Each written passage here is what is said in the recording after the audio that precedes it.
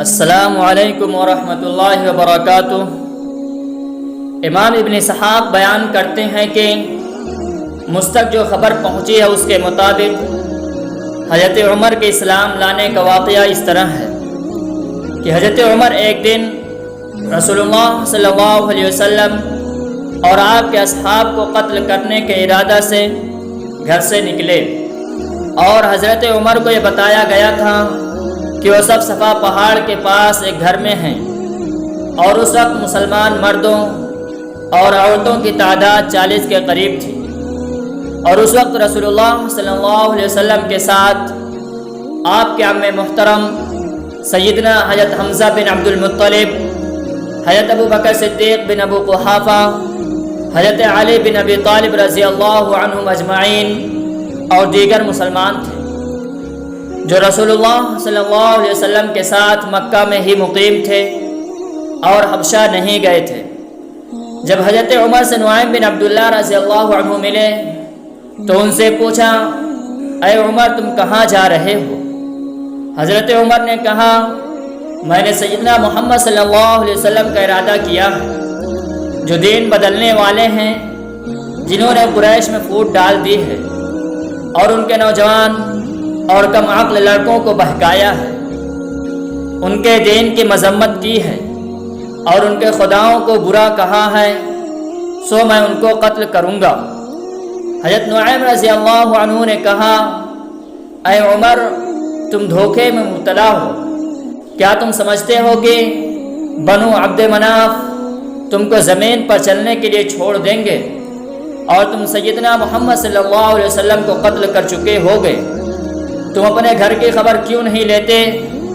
خدا کی قسم وہ دونوں مسلمان ہو چکے ہیں اور وہ دونوں سیدنا محمد صلی اللہ علیہ وسلم کے دین کی پیروی کرتے ہیں، تم پہلے ان سے نمٹو۔ حضرت عمر اپنی بہن اور بہنوئی کا قصد کر کے چلے۔ اس وقت ان کے پاس حضرت خباب بن ارت رضی اللہ عنہ تھے۔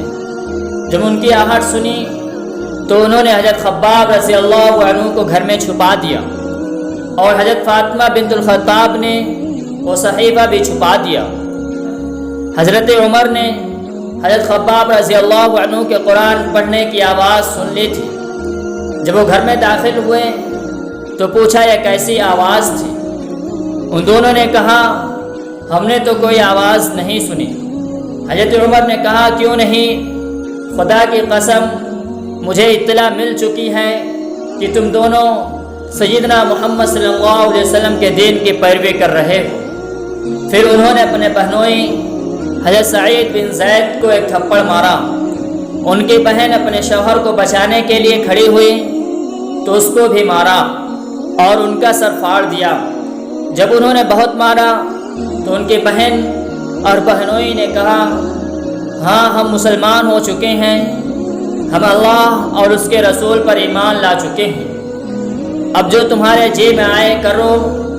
جب حضرت عمر نے اپنی بہن کا خون بہتے ہوئے دیکھا تو ان کو اپنے مارنے پر ندامت ہوئی اور وہ مارنے سے رک گئے، اور اپنی بہن سے کہا، اچھا مجھے اپنا وہ صحیفہ دکھاؤ جس کو تم ابھی پڑھ رہے تھے، میں بھی دیکھوں سیدنا محمد صلی اللہ علیہ وسلم کیا پیغام لے کر آئے ہیں۔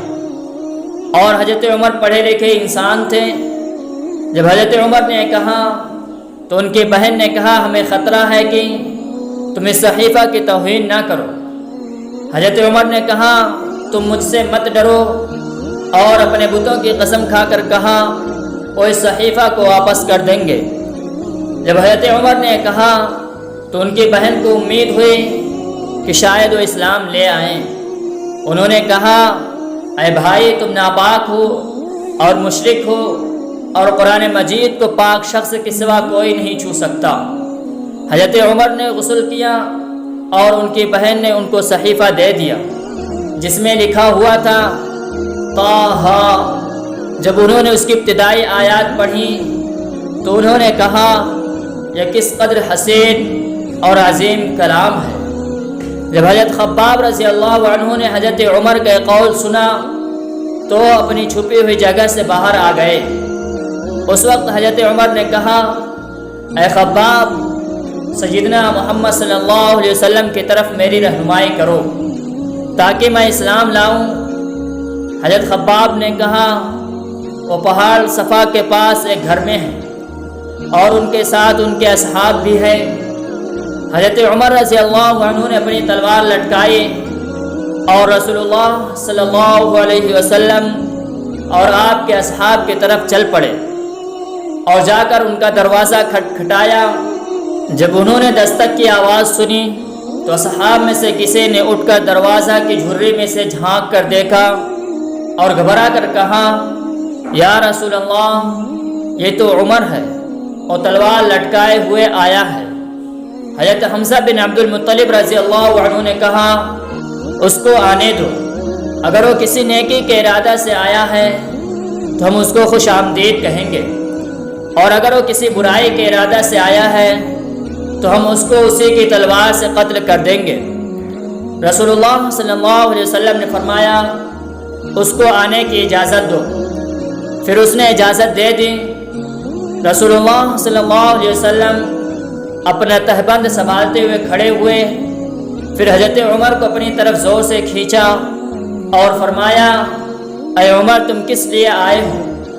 پس اللہ کی قسم میں دیکھ رہا ہوں کہ تم اس وقت تک باز نہیں آؤ گے حتیٰ کہ اللہ تم پر کوئی سخت عذاب بھیج دے۔